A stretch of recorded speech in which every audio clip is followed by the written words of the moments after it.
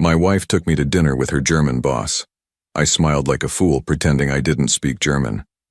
She caressed her stomach and told him, "Don't worry, the idiot is so happy about the pregnancy. He will raise your son thinking it's his." I calmly poured more wine and said in perfect German, "I'm glad to have you here. Follow this story until the end and comment the city you're watching from, so I can see how far my story has reached." I should have known something was wrong the moment Cassidy suggested dinner with her boss. In our 5 years of marriage, she had never once wanted me to meet Albert Richter. She always claimed their relationship was strictly professional, that mixing business with personal life was inappropriate. Yet there I was, sitting across from them at Das House, watching my wife laugh at his jokes with an intimacy that made my stomach turn. The restaurant was exactly the kind of place Cassidy loved. Expensive, exclusive, the type where a single meal cost more than most people spent on groceries in a week. The mahogany paneling gleamed under soft lighting, and the scent of sauerbraten and fresh bread filled the air. White tablecloths crisp as fresh snow, crystal glasses that caught the light just so. Everything perfect, everything calculated to impress. Albert had chosen the restaurant, of course.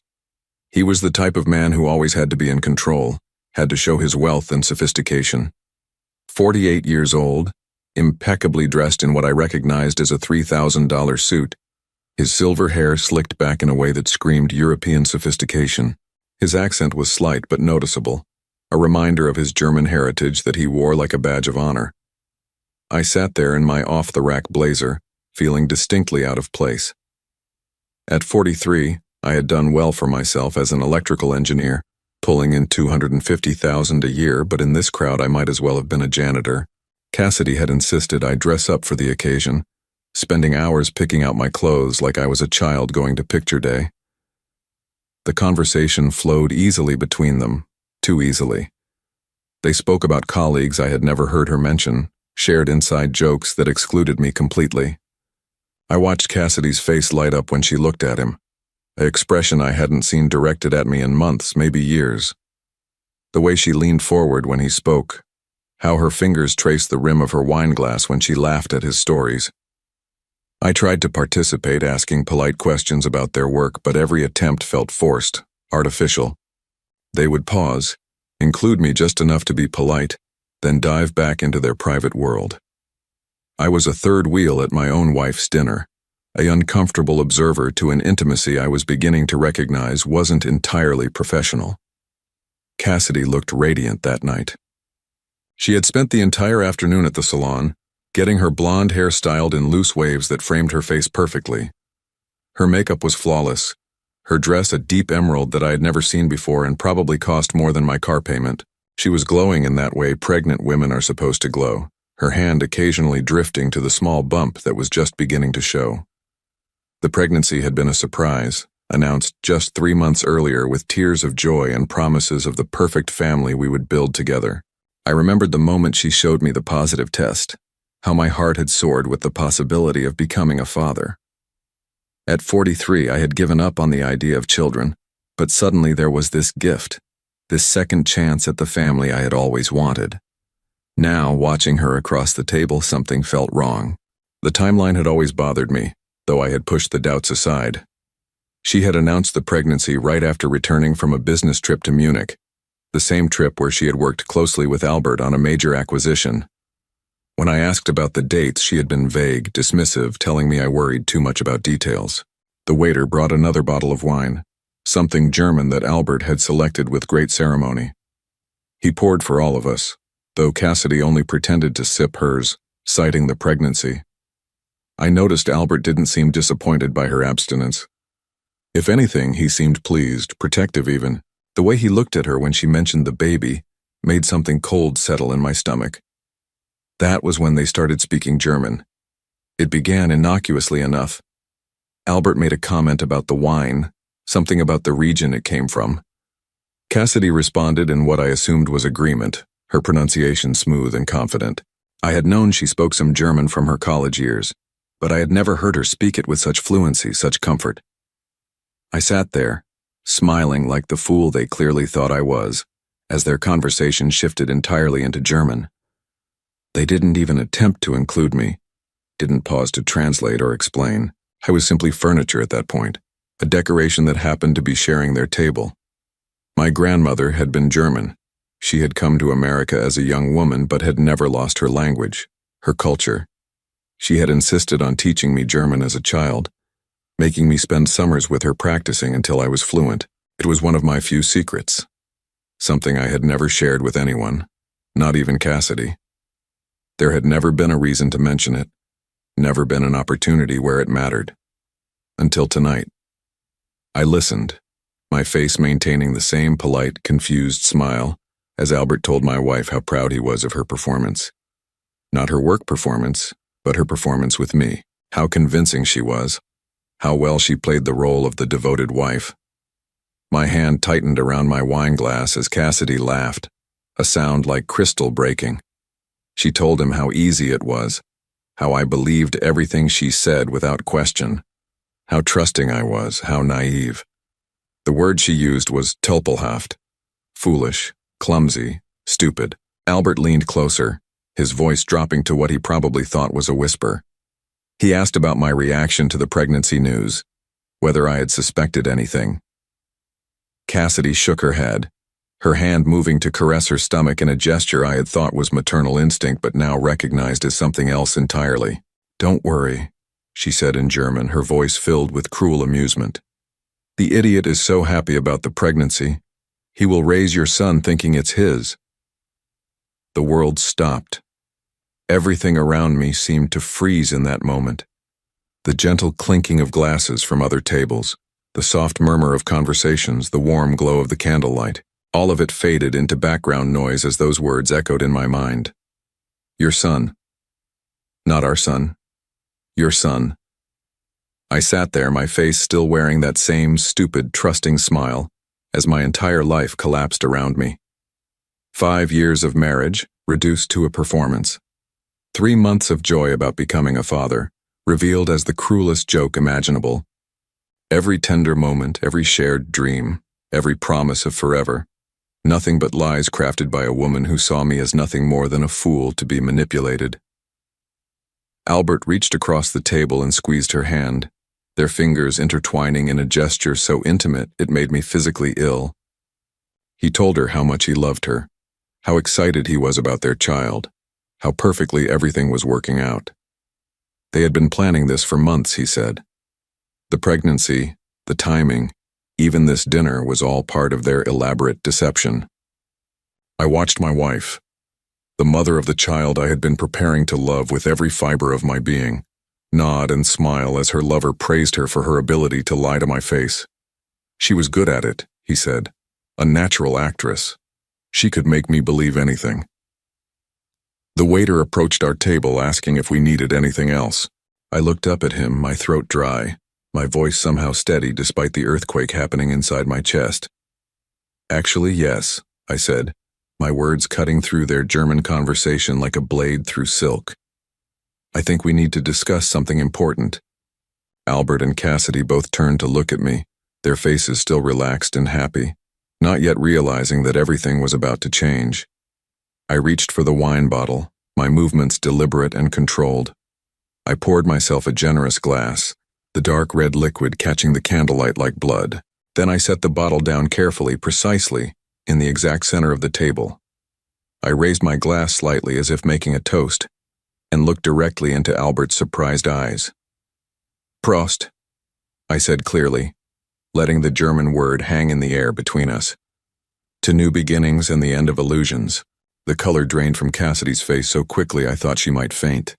Albert's mouth fell open, his confident smile crumbling into something approaching terror. The silence that followed my German toast was deafening. I could hear my own heartbeat, could hear the soft jazz playing from hidden speakers, could hear the gentle murmur of conversations from other tables where other couples were probably having normal, honest dinners, where other men weren't discovering that their entire lives had been elaborate lies. Cassidy's wine glass trembled in her hand.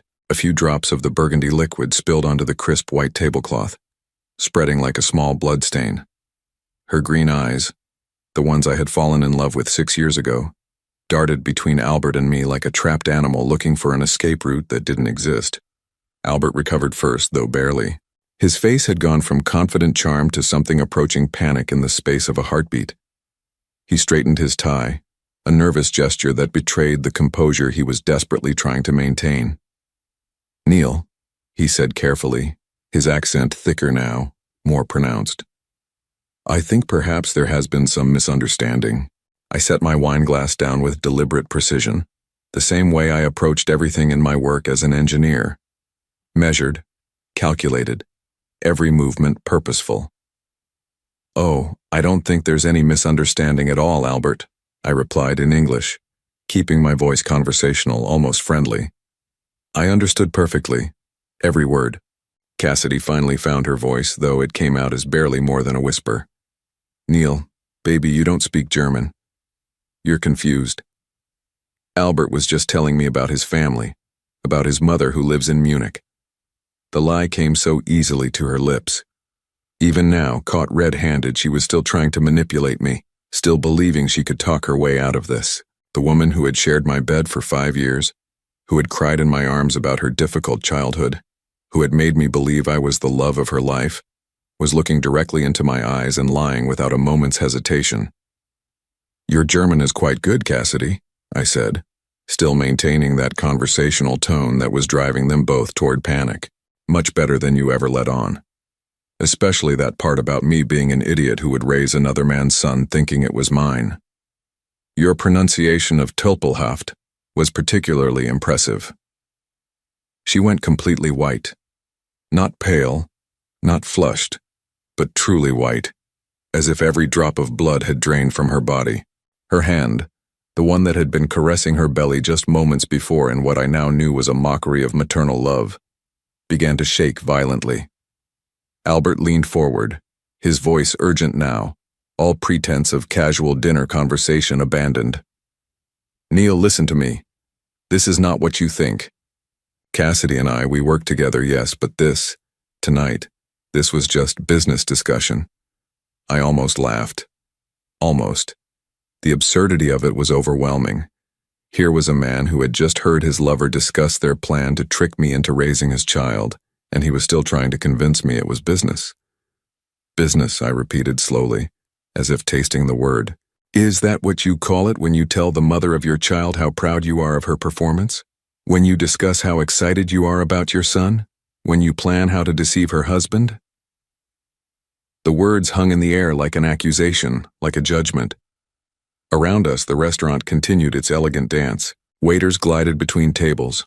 Other diners laughed and clinked glasses.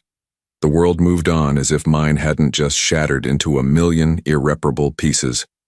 I thought about the past 3 months, every moment since Cassidy had announced the pregnancy.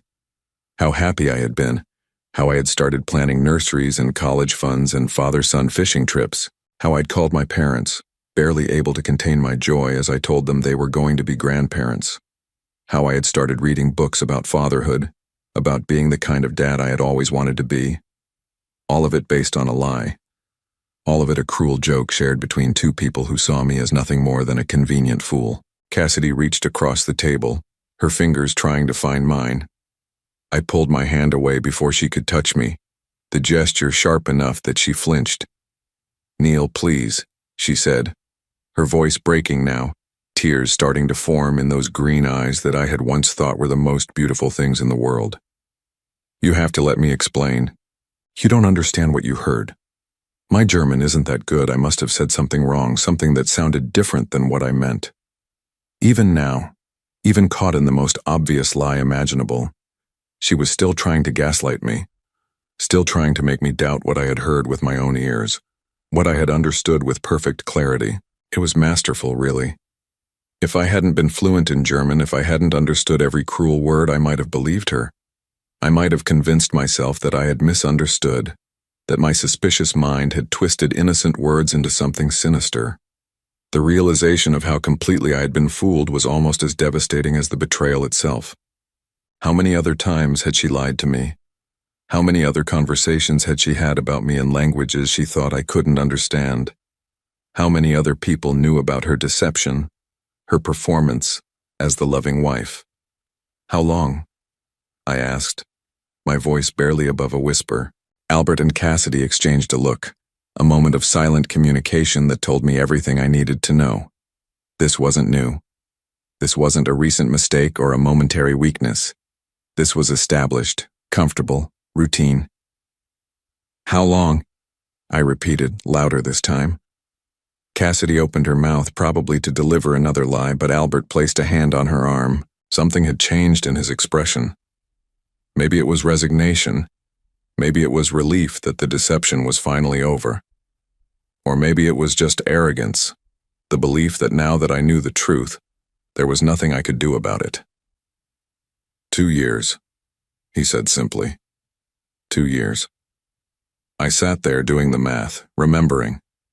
2 years ago was when Cassidy had started working more closely with Albert's company, when she had begun traveling frequently for business, when she had started coming home later, when she had begun buying expensive clothes and jewelry that she claimed were gifts from herself for working so hard. 2 years of elaborate deception, 2 years of her coming home to me after being with him, of sharing dinners and conversations and intimacies while living a complete double life. 2 years of making me believe I was loved while she was actively planning to deceive me in the cruelest way possible. The pregnancy timeline suddenly made perfect sense. She hadn't gotten pregnant with my child during our romantic weekend getaway to the coast 3 months ago. The trip I had thought had rekindled our relationship. She had already been pregnant when we went away, already carrying Albert's child while letting me believe I was making love to my wife instead of to my betrayer. "The baby," I said, my voice hollow now, all emotion drained away. "When is the due date? The real due date?" Cassidy's tears were flowing freely now, mascara creating dark tracks down her perfectly made-up cheeks. "Neil, please. We can work this out. We can go to counseling. We can fix this." "When?" I insisted. "December," Albert answered when Cassidy couldn't. "December 15th. I counted backwards in my head. If she was due in December, that meant she had gotten pregnant in March. But she hadn't told me about the pregnancy until June, claiming she was just 6 weeks along. Another lie. Another calculated deception designed to make me believe the child was mine. The waiter appeared at our table again, his professional smile faltering as he took in the scene. Cassidy crying, Albert looking grim and defensive, me sitting perfectly still like a man in shock. "Is everything all right here?" he asked carefully. "Actually," I said, standing up slowly, my legs surprisingly steady despite the fact that my entire world had just collapsed. "I think I need some air. Albert, I believe you'll be taking care of the check tonight. It seems like the least you can do." I reached for my wallet, but Albert waved me off. "Neil, wait, we need to talk about this. We need to figure out how to handle this situation." Handle this situation. As if my destroyed marriage was a business problem to be solved, a complication in their love affair that needed to be managed. "There's nothing to handle," I said, my voice perfectly calm now, almost conversational. "You two can have each other. You've already been having each other for 2 years. You're having a child together. It seems like everything has worked out exactly as you planned." I started to walk away, but Cassidy's voice stopped me. "Where are you going?" she called out, loud enough that other diners turned to look. "Neil, you can't just leave. We live together. We're married. We have to work this out." I turned back to look at her. This woman who had shared my bed and my dreams and my hopes for the future, while systematically destroying everything real between us. She looked desperate now, frightened, as if she was only just beginning to understand that her carefully constructed world was about to fall apart.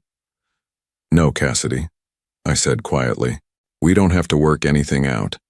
You made your choice 2 years ago. You made it again 3 months ago when you decided to try to trick me into believing your lover's child was mine. And you made it tonight when you sat here laughing about how easy it was to fool me." The restaurant around us had grown quieter, other patrons clearly aware that they were witnessing something dramatic but trying to pretend otherwise. I didn't care. Let them watch. Let them see what happened when a man's life fell apart over German wine and sauerbraten. "You want to know the funny thing?" I said, looking between the two of them. "I actually loved you, both of you in different ways. I loved you, Cassidy, with everything I had. And I respected you, Albert, as a colleague and a businessman. I thought you were both better than this. I pulled out my phone and set it carefully on the table in front of them. "I've been recording our conversation since you started speaking German," I lied smoothly, watching their faces crumble with the implication. Amazing what technology can do these days. Translation software, voice recognition. A man doesn't even need to speak German to understand what's being said about him. Of course, I hadn't been recording anything, but they didn't know that. And the fear in their eyes told me everything I needed to know about how much they had to lose if the truth came out. "I'll be gone when you get home," I told Cassidy as I picked up my phone. "Don't try to contact me. Don't try to explain. Don't try to fix this. Some things can't be fixed. I walked away from the table, away from my wife and her lover and their child and their elaborate deception, feeling strangely lighter with each step. Behind me, I could hear Cassidy calling my name, her voice high and desperate. But I didn't turn around. I drove around the city for 2 hours after leaving the restaurant, my hands gripping the steering wheel so tightly my knuckles had gone white. I wasn't ready to go home yet, wasn't ready to face the physical reminders of a marriage that had been nothing but an elaborate performance. The house we had chosen together, the photos on the mantel, the nursery we had started planning in the spare bedroom, all of it contaminated now by the truth. Instead, I found myself parked outside a 24-hour diner on the outskirts of town, nursing coffee that tasted like motor oil and trying to make sense of what I had learned. The fluorescent lights buzzed overhead, casting everything in a harsh, unforgiving glow that seemed appropriate for the moment. This wasn't the kind of revelation that deserved soft candlelight and wine glasses. This was the kind of truth that needed to be examined under the brightest, most unforgiving light possible. My phone had been buzzing constantly since I left the restaurant. 17 missed calls from Cassidy, 11 text messages that I couldn't bring myself to read. 3 calls from Albert, which surprised me. What could he possibly have to say? What excuse could he offer for sleeping with another man's wife and planning to trick that man into raising his child? I finally turned the phone completely off and sat in the silence, trying to remember when I had first started learning German. My grandmother, Oma Greta, had been a formidable woman who believed that education was the only thing that could never be taken away from you. She had survived the war, immigrated to America with nothing but the clothes on her back and a fierce determination to build a better life for her family. Every summer, from the time I was 8 until I turned 16, she had made me spend 2 months with her, speaking nothing but German. At first I had hated it. I was a typical American kid who wanted to spend his summers playing baseball and riding bikes, not conjugating verbs and memorizing vocabulary. But Oma Greta was relentless. She would hide my comic books until I could recite my lessons perfectly. She would make me translate American movies as we watched them together. She would speak to me only in German, forcing me to respond in kind or go without whatever I was asking for. By the time I was in high school, I was completely fluent. More than fluent, actually. I could think in German, dream in German, understand not just the words, but the subtle cultural nuances that gave those words meaning. It was a skill I was proud of, but it had never seemed relevant to my adult life. None of my friends spoke German. I didn't travel to German-speaking countries. I had never even mentioned it on job applications because it wasn't useful for an electrical engineer working with American companies. I had certainly never told Cassidy about it. When we first started dating, she had mentioned studying German in college, and I had nodded politely and changed the subject. There had been no reason to reveal my fluency. It was just one of those random facts about myself that didn't seem worth sharing, like the fact that I could juggle or that I knew all the words to every Beatles song. Now that random, seemingly irrelevant skill had revealed the most important truth of my life. When I finally drove home, it was nearly midnight. The house was dark, except for the porch light that Cassidy always left on for me when I worked late. A normal gesture from a normal wife in what I had thought was a normal marriage. Now even that small kindness felt calculated, part of the performance she had been putting on for 2 years. Her car was in the garage, but I could see she was awake. Light spilled out from under the bedroom door, and I could hear her moving around upstairs. Pacing probably, planning what to say when I came home, crafting the next set of lies that might save her carefully constructed deception. I didn't go upstairs. Instead, I went to my study. The one room in the house that was completely mine. Dark leather furniture that I had chosen, bookshelves filled with technical manuals and classic novels, a desk where I sometimes worked on freelance projects or just sat and thought. It smelled like the expensive scotch I kept in the bottom drawer and the leather cleaner I used on the furniture. It was my sanctuary, the place I retreated to when I needed to think. I poured myself 3 fingers of Macallan 18-year-old scotch, a bottle I had been saving for a special occasion. This seemed like as special as occasions got, though not in the way I had ever imagined. That was when I started really thinking about the timeline, really examining the past 2 years with the cold analytical mind I used for solving engineering problems. If Cassidy and Albert had been having an affair for 2 years, there would be evidence. Patterns, inconsistencies that I had ignored or explained away because I had trusted my wife implicitly. I opened my laptop and started going through our financial records, something I rarely did because Cassidy handled most of our household expenses. She had a degree in business administration and had always been good with money, or so I had thought. I gave her access to our joint checking account and trusted her to manage everything while I focused on my career. What I found made my blood run cold. Over the past 2 years, there had been charges I had never seen before. Expensive dinners at restaurants I had never been to, hotel rooms in cities where Cassidy claimed to be traveling alone for business, purchases at lingerie stores that specialized in items I had never seen her wear. The amounts weren't huge individually, but they added up. Nearly $20,000 in unexplained expenses, all carefully hidden among legitimate household costs. But it was the patterns that really told the story.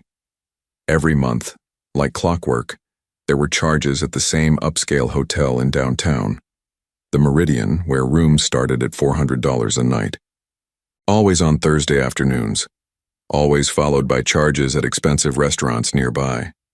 Sometimes there were purchases at jewelry stores, designer boutiques, spas that specialized in couples treatments. I cross-referenced the dates with Cassidy's work calendar, which she kept meticulously updated on our shared computer. Every Thursday hotel charge corresponded with a notation that read, "Client meeting, A.R. Albert Richter." She had been documenting her affair in our shared calendar, probably thinking I would never bother to look. The jewelry purchases were particularly devastating. I found receipts for a diamond tennis bracelet worth $8,000, purchased just 3 weeks after our 5th wedding anniversary. She had told me it was a gift to herself for landing a big client, a reward for her hard work. I had been proud of her success, proud that my wife was doing so well in her career that she could afford to treat herself to something special.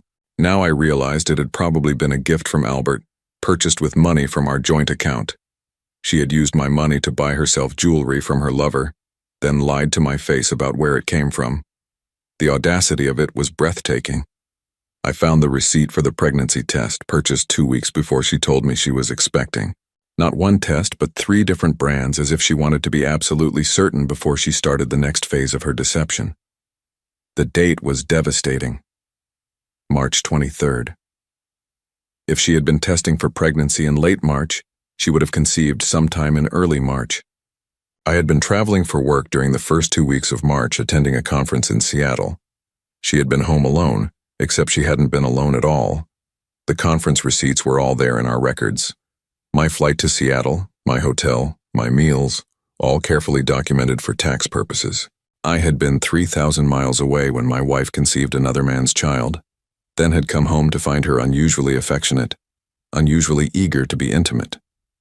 She had been covering her tracks, making sure that when she announced the pregnancy, I would believe the timing made sense. I pulled out a calculator and started doing the math more precisely. If she was due December 15th, as Albert had said, and if a pregnancy lasted an average of 40 weeks from the last menstrual period, she would have conceived around March 20th, right in the middle of my Seattle trip. Right when I couldn't possibly have been the father. The evidence was overwhelming, undeniable, mathematical. Not only had my wife been cheating on me for 2 years, not only was she carrying another man's child, but she had planned the entire deception with scientific precision. She had calculated dates, manipulated timelines, and created an elaborate fiction designed to make me believe I was going to be a father. I heard footsteps on the stairs, soft and hesitant. Cassidy, finally working up the courage to face me. I quickly closed the laptop and took another sip of scotch, steeling myself for whatever performance she had prepared. She appeared in the doorway wearing one of my old college t-shirts and pajama pants, her makeup scrubbed off, her hair pulled back in a messy ponytail. She looked young and vulnerable and scared, exactly the way she had looked on our first morning together 6 years ago. It was masterful acting, really. If I didn't know what I knew, if I hadn't heard her laughing about my stupidity just hours earlier, I might have felt sorry for her. "Neil," her voice was small, uncertain. "Can we talk?" I gestured to the chair across from my desk, the one where she used to sit when we planned our finances together or discussed our future. Now it felt like an interrogation chair, a place where suspects came to confess their crimes. She sat down carefully, her hands folded in her lap, her eyes red from crying. Real tears or another part of the performance? At this point, I wasn't sure I could tell the difference. "I know you're angry," she began, her voice barely above a whisper. "I know you think you heard something that sounded terrible, but Neil, you have to believe me. You misunderstood. My German isn't good enough to say what you think you heard." Even now, even after everything, she was sticking to the lie. Not just sticking to it, but doubling down, trying to convince me that my own ears had betrayed me, that my perfect understanding of a language I had spoken fluently for 30 years was somehow flawed. "Tell me about the meridian," I said calmly. The color drained from her face instantly. She opened her mouth, closed it, opened it again. No words came out. "Tell me about the $8,000 bracelet you bought yourself 3 weeks after our anniversary," I continued. "Tell me about the pregnancy test you bought on March 23rd, 2 weeks before you told me you were expecting. Tell me about Albert Richter and why you've been meeting him at expensive hotels every Thursday for the past 18 months. She was shaking now, her hands trembling visibly as the weight of being truly caught settled over her. Not caught in a moment of weakness, not caught in a single lie, but caught in an elaborate, systematic deception that had been going on for 2 years. "How long have you known?" she whispered finally. "I've known about tonight since tonight," I said truthfully, "but I've been learning about the rest of it for the past 3 hours. Amazing what financial records can tell you when you actually bother to look at them." She buried her face in her hands, her shoulders shaking with sobs that seemed genuine. But then, all of her emotions had seemed genuine until a few hours ago. I had lost the ability to distinguish between truth and performance where Cassidy was concerned. "Neil, please," she said through her tears. "Let me explain. It's not what you think. It's complicated."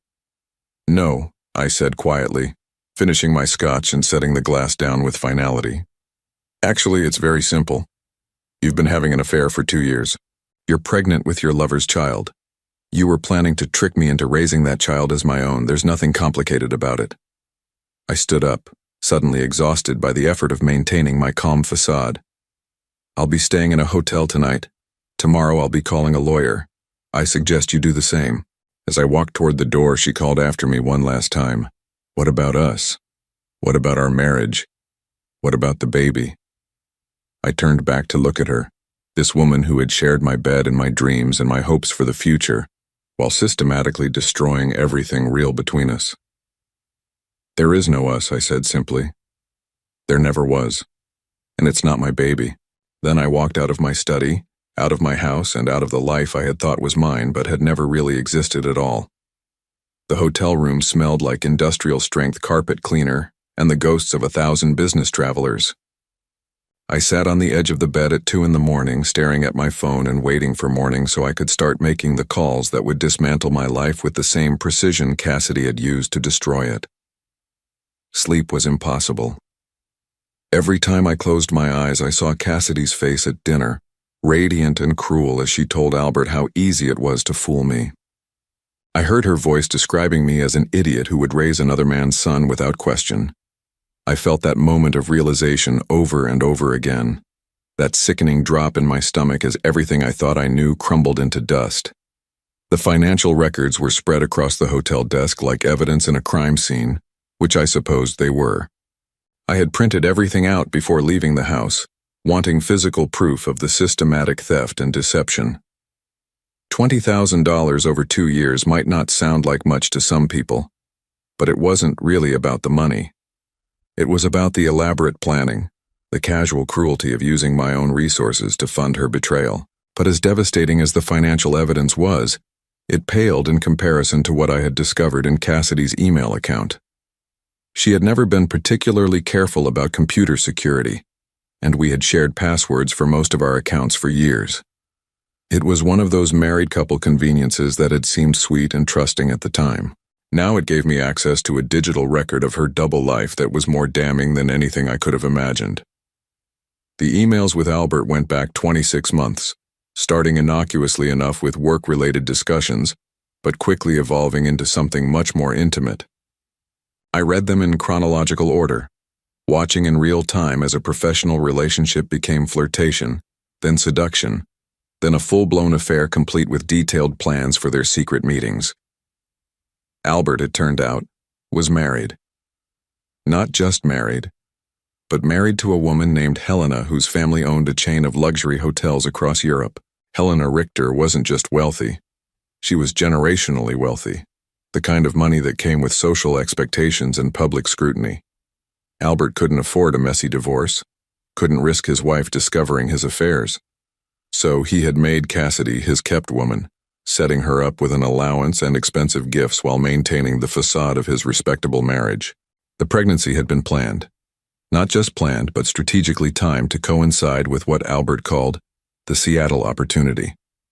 They had known about my conference weeks in advance, had used my travel schedule to ensure that the conception would happen while I was conveniently 3,000 miles away.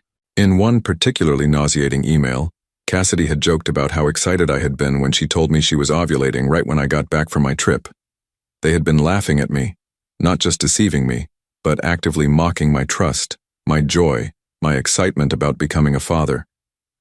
In their emails, I was referred to as the husband, as if I were just a role to be managed rather than a human being with feelings and rights, and a heart that could be broken. The most devastating email was from just 2 weeks ago. Albert had written to Cassidy about his long-term plans, about how they would handle the situation after the baby was born. He wanted her to wait until the child was at least 2 years old before initiating divorce proceedings, long enough for me to be firmly attached to the child, long enough for the courts to view me as the father regardless of biological reality.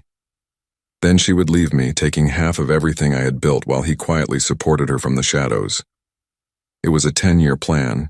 They had mapped out a decade of my life without my knowledge or consent, had decided that I would spend the next 10 years loving and raising a child who wasn't mine while they enjoyed the benefits of both his wealth and mine. After the divorce, I would still be responsible for child support for a child I had never actually fathered, while they lived openly together with my money funding their lifestyle. The casual cruelty of it took my breath away. These weren't crimes of passion or moments of weakness. This was a calculated, long-term conspiracy designed to extract maximum benefit from my trust and my love, while giving nothing real in return. But perhaps the worst part was reading about their assessment of my character, their analysis of why their plan would work. Albert had written extensively about my pathological need to be needed, my desperate desire for family, my emotional dependence on female approval. He had psychoanalyzed me like a specimen, identifying my vulnerabilities with clinical precision and explaining to Cassidy exactly how to exploit them. He wasn't wrong. I had always been the kind of man who found his identity in taking care of others, in being useful, in being loved. My parents had divorced when I was 12, and I had spent my teenage years desperately trying to keep everyone happy, trying to be the perfect son who might somehow hold the family together through sheer force of goodness. It hadn't worked, but the pattern had stuck.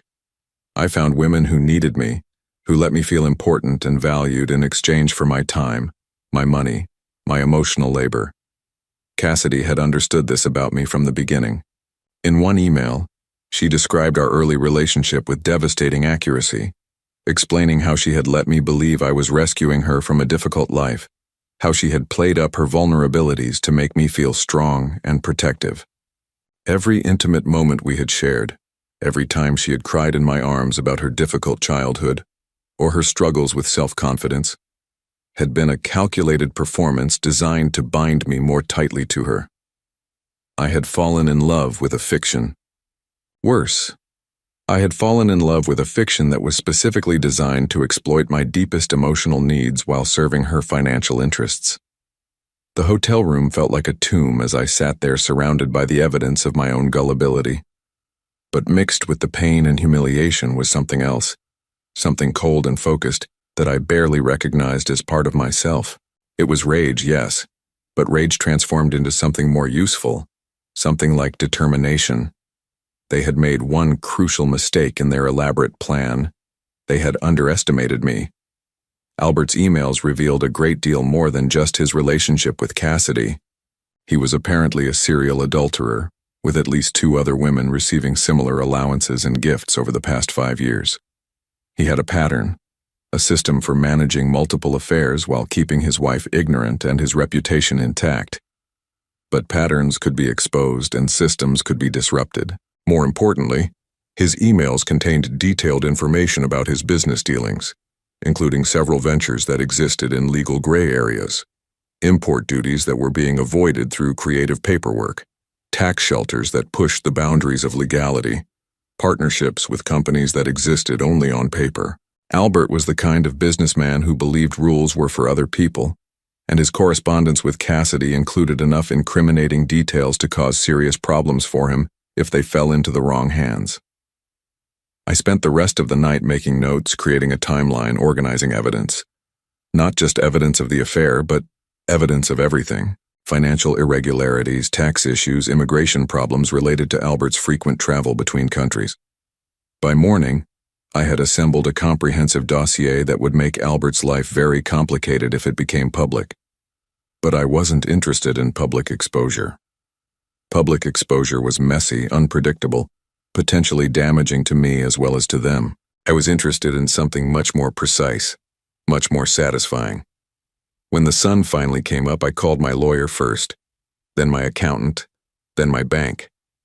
By 10 in the morning, I had frozen our joint accounts, initiated proceedings to protect my individual assets, and begun the process of documenting every shared expense from the past 2 years. I was treating this like the business transaction it had always been, approaching it with the same methodical precision I brought to engineering problems. The divorce would be swift and brutal. Cassidy would discover that the man she had dismissed as an easily manipulated fool was actually quite capable of protecting his interests when necessary. She would get nothing beyond what the law absolutely required, and given the evidence of her financial deception, even that would be minimal. But Albert was a different matter entirely. Albert required a more sophisticated approach. I made one more phone call that morning to a private investigator I had worked with years earlier on a patent dispute case, someone who specialized in corporate investigations, who understood how to gather information without leaving fingerprints, who knew how to turn evidence into leverage. "I need you to look into someone," I told him. "Someone who has been very careless about keeping secrets." By noon, the machinery of my revenge was in motion. Quiet, legal, devastating revenge that would unfold over weeks and months rather than moments. The kind of revenge that would teach both of them that some people should not be underestimated, some trust should not be betrayed, and some hearts should not be broken for sport. I checked out of the hotel and drove back to my house to collect some clothes and personal items. Cassidy was gone, probably at work, probably trying to maintain the fiction that everything was normal while her world prepared to collapse around her. But there was a note on my desk, written in her careful handwriting on expensive stationery that I had probably paid for without realizing it. "Neil, I know you won't believe me, but I do love you. I never meant for things to go this far. Please call me. We can fix this if you'll just give me a chance to explain. The baby could still be yours. The timing isn't as clear as you think it is. Please don't throw away our marriage over a misunderstanding. I'm begging you. Cassidy." I read the note twice, marveling at her ability to lie even when she had nothing left to lose. The baby could still be mine. Even now, even after I had heard her call it Albert's son in perfect German, she was still trying to plant seeds of doubt. I folded the note carefully and put it in my jacket pocket, not because I believed a word of it, but because it was evidence of her continued attempts to manipulate me even after being caught. My lawyer would find it useful. Then I walked through the house one last time, looking at the life I had thought was mine. The kitchen where we had cooked dinner together, the living room where we had watched movies and made plans for the future, the bedroom where we had made love and talked about our dreams. All of it contaminated now by the knowledge of what it had really been. But I wasn't sad anymore. I wasn't even angry. I was something much more dangerous than angry. I was motivated. 3 weeks had passed since that devastating dinner at Das house, and my carefully orchestrated plan was finally ready to unfold. I had learned patience from my grandmother, who used to say that revenge served cold was twice as satisfying as revenge served hot. She had been talking about a neighbor who had stolen from her garden, but the principle applied perfectly to my current situation. The private investigator I had hired, Marcus Chen, was worth every penny of the $15,000 I had paid him. He was a former federal agent who specialized in corporate investigations, and he had provided me with enough evidence to destroy both Albert and Cassidy in ways they couldn't possibly have anticipated. Albert's business empire, it turned out, was built on a foundation of creative accounting and legal gray areas that wouldn't survive close scrutiny. More importantly, his wife Helena wasn't just wealthy in her own right. She was also famously vindictive when it came to her husband's infidelities. According to Marcus's research, she had discovered Albert's previous affairs and had quietly made each of his mistresses disappear from his life through a combination of financial pressure and social ostracism. Helena Richter didn't just have money. She had the kind of old European money that came with connections to banks, government officials, and media outlets. She could make people's lives very difficult without ever having to get her hands dirty. Albert knew this, which was why he had been so careful to keep his relationship with Cassidy hidden from her. But secrets have a way of coming to light when the right person decides to illuminate them. I was sitting in my new apartment, a sleek downtown loft that cost $3,000 more per month than my suburban house but felt infinitely more honest, when my phone rang. The caller ID showed Cassidy's number, the first time she had tried to contact me in over a week. I almost didn't answer. We were well into divorce proceedings and my lawyer had advised me to let all communication go through him. But curiosity got the better of me. I wanted to know what new lie she might have crafted, what new manipulation she might attempt. Neil? Her voice was small, frightened, completely different from the confident woman who had laughed about my stupidity 3 weeks earlier. Please don't hang up. I need to talk to you. About what? My voice was flat, emotionless. I had learned to speak to her the way I might speak to a stranger asking for directions with polite indifference. About Albert. About what's happening. Neil, I think I made a terrible mistake. I leaned back in my leather chair, genuinely curious now. What kind of mistake? There was a long pause, filled with the sound of her breathing, shaky and irregular. He's not who I thought he was. The things he's been asking me to do, the way he's been treating me since that dinner. Neil, I think he might be dangerous. Dangerous. That was interesting. From what Marcus had discovered, Albert was many things: ruthless, manipulative, criminal in some of his business dealings, but not physically dangerous. Unless she was referring to a different kind of danger entirely. What has he been asking you to do? I asked, keeping my voice neutral.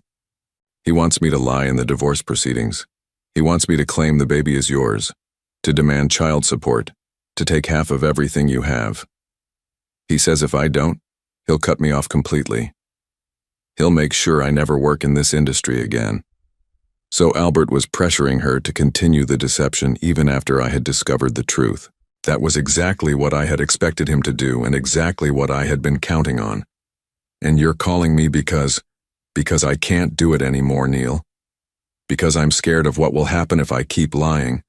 And I'm scared of what will happen if I stop. Because I know you hate me, but you're the only person who might be able to help me.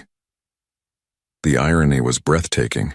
The woman who had spent 2 years lying to me, who had planned to trick me into raising another man's child, who had mocked my trust and my love, was now asking for my help because her co-conspirator was threatening her. Why would Albert care what you do in our divorce? I asked, though I already knew the answer. If he loves you, if he wants to be with you, why wouldn't he just divorce his own wife and marry you?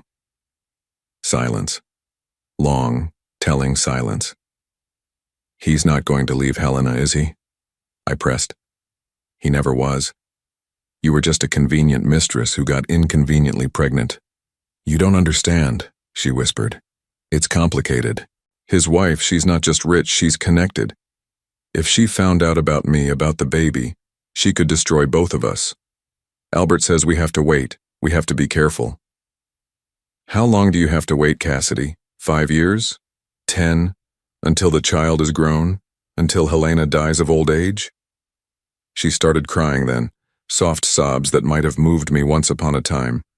Now they just sounded like the complaints of someone who had discovered that actions have consequences. I know I don't deserve your help, she said through her tears.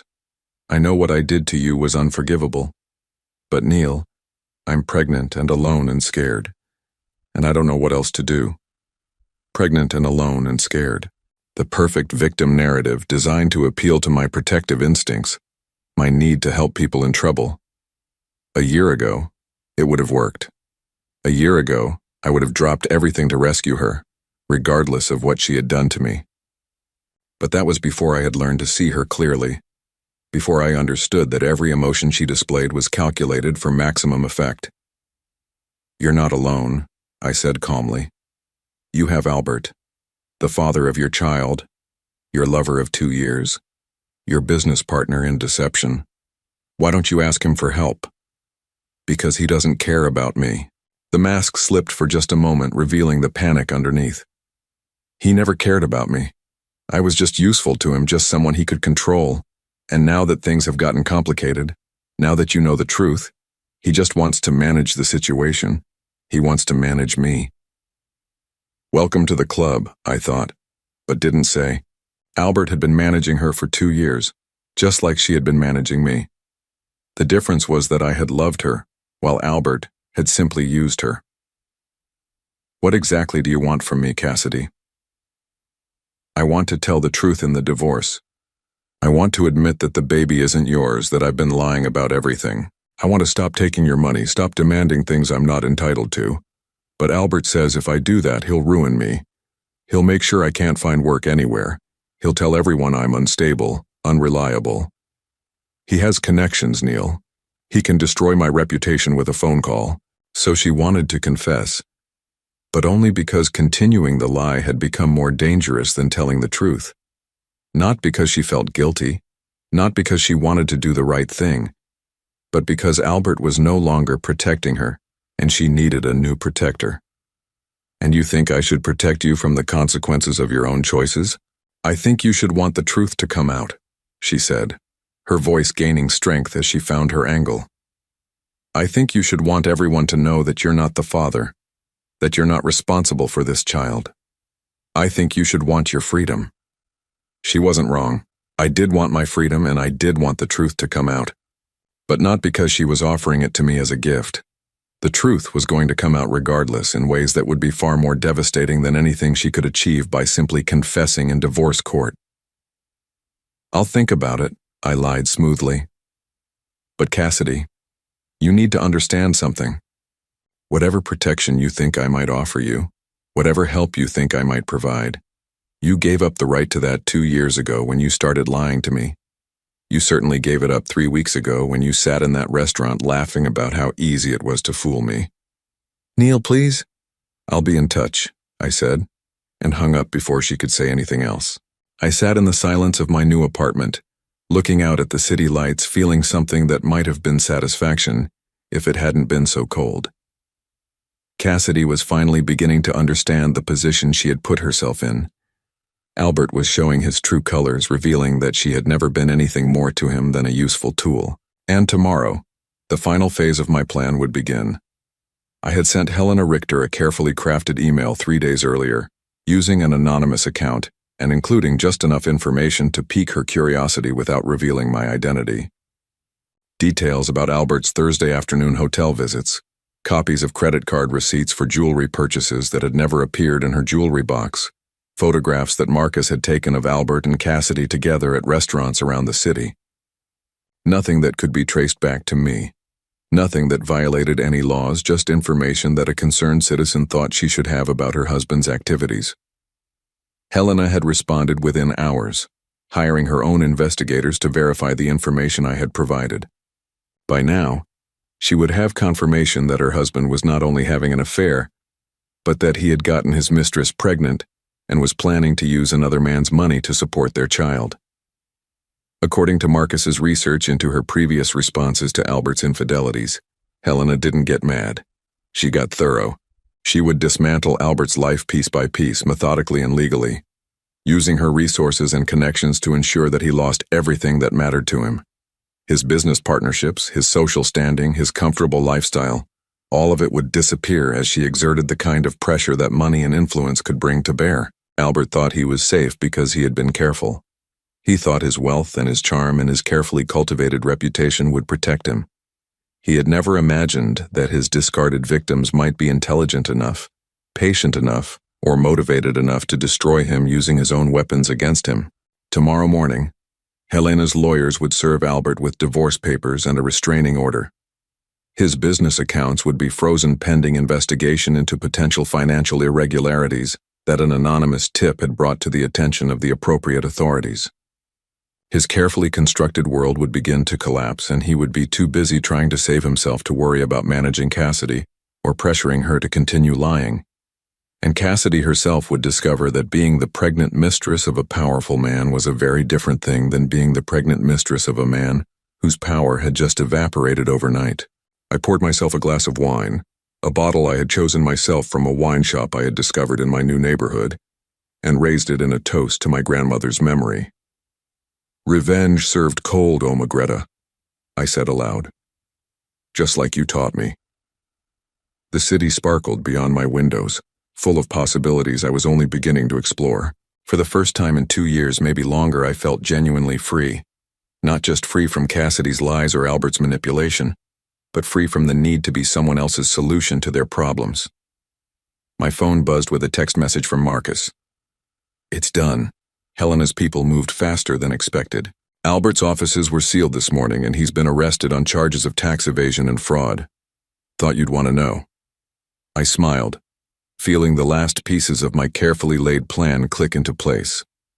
Albert would spend the next several years dealing with federal charges, divorce proceedings, and the complete destruction of his business empire. He wouldn't have time to threaten anyone, wouldn't have resources to ruin careers or manipulate frightened pregnant women. And Cassidy would be truly alone for the first time in years, forced to face the consequences of her choices without anyone to protect her or manage the situation for her. It was, as my grandmother would have said, a very satisfying dinner indeed. 6 months later, I was sitting in a coffee shop near my new office, reading the morning paper and genuinely enjoying the simple pleasure of a quiet Saturday morning, when I saw the headline that brought the whole sorry chapter of my life to a satisfying close. Local businessman sentenced to 7 years for tax evasion and fraud. The article was brief but thorough. Albert Richter, former CEO of Richter International Holdings, had been sentenced to 7 years in federal prison and ordered to pay $4.8 million in restitution to various government agencies. His business empire had been liquidated to pay his debts, his assets seized, his reputation destroyed. The article mentioned that his wife, Helena Richter, had divorced him while he was awaiting trial and had publicly stated that she would not be visiting him in prison. There was no mention of Cassidy in the article, but I knew from my lawyer that she had given birth to a son 3 months earlier. A son that Albert would never meet outside of a prison visiting room, assuming Helena didn't use her influence to prevent even that small contact. Cassidy was living with her sister in Phoenix now, working as a receptionist at a medical clinic and struggling to make ends meet on $12 an hour. She had finally told the truth in our divorce proceedings, admitting that the child wasn't mine and relinquishing any claim to alimony or support. Not out of honesty or remorse, but because continuing the lie would have required Albert's backing, and Albert was no longer in a position to back anyone. My lawyer had been pleased with how quickly everything was resolved once she stopped fighting. I folded the newspaper carefully and set it aside, feeling something that might have been closure. Not satisfaction exactly, because there was no joy in seeing 2 people's lives destroyed, even when they had richly deserved their fate. But there was a sense of completion, of justice served and balance restored. The coffee shop was busy with the Saturday morning crowd, families with children, couples reading books together, students with laptops and dreams of changing the world. Normal people living normal lives, unencumbered by elaborate deceptions and carefully calculated betrayals. It was the kind of scene I had forgotten existed during my marriage to Cassidy, when every interaction had been filtered through layers of lies and manipulation. "Excuse me, is this seat taken?" I looked up to find a woman about my age standing next to my table, gesturing to the empty chair across from me. She had kind eyes behind wire-rimmed glasses and graying brown hair that she wore in a simple style that somehow made her look both professional and approachable. She was carrying a worn leather briefcase and what appeared to be student papers that needed grading. "Please," I said, gesturing to the chair, "all yours." She sat down with a grateful smile, spreading her papers across the table with the practiced efficiency of someone who had learned to work in whatever space was available. "Dr. Sarah Mitchell," she said, extending her hand. "And thank you. I have about 30 essays to grade before Monday and my apartment is being fumigated, so I'm temporarily homeless." "Neil Harrison," I replied, shaking her hand. "What subject do you teach?" "Psychology at the community college, and you?" "Electrical engineer. Though I'm between projects at the moment, so I have more free time than usual." She smiled, a genuine expression that reached her eyes in a way I had almost forgotten was possible. Free time. I remember that concept vaguely from graduate school. We worked in comfortable silence for the next hour, she grading papers and occasionally muttering things like, "Did this student even read the assignment?" while I responded to emails from potential new clients. It was peaceful in a way I hadn't experienced in years, sharing space with someone without feeling the need to perform or impress or carefully monitor their mood for signs of disapproval. When she finished her stack of essays, she looked up and caught me watching her. "I'm sorry," she said with a slight laugh. I must have been muttering to myself. "Occupational hazard of grading papers." "Not at all," I said. "I was just thinking how nice it is to work next to someone who's actually doing what they appear to be doing." She raised an eyebrow. "That's an oddly specific thing to appreciate." I found myself telling her about Cassidy, though not in detail and not with bitterness, just the basic facts. A marriage that ended when I discovered my wife had been living a double life. A divorce that was finalized 3 months earlier. The ongoing process of rebuilding my life from scratch. I surprised myself by how easy it was to talk to her, how little emotional charge the story carried when I told it to someone who hadn't been part of it. "I'm sorry," she said when I finished. "That must have been incredibly difficult." "It was," I admitted. "But it was also liberating, in a strange way. I spent 2 years thinking I was losing my mind because nothing my wife said ever quite made sense. Nothing she did ever quite added up. Discovering that I wasn't crazy, that she really was lying about everything, was almost a relief." Sarah nodded thoughtfully. "I see that sometimes in my students. They come in convinced they're stupid because they can't understand their relationships, can't figure out why nothing their partner does makes sense. Usually it turns out they're not stupid at all. They're just dating someone who lies constantly." "Is that a common phenomenon?" "More common than you'd think," she said. "People who lie pathologically are often very good at making their victims feel like the problem is their own perception rather than the liar's dishonesty. It's a form of psychological manipulation called gaslighting." I thought about that for a moment, remembering how many times Cassidy had made me feel like I was being paranoid or suspicious when I questioned inconsistencies in her stories.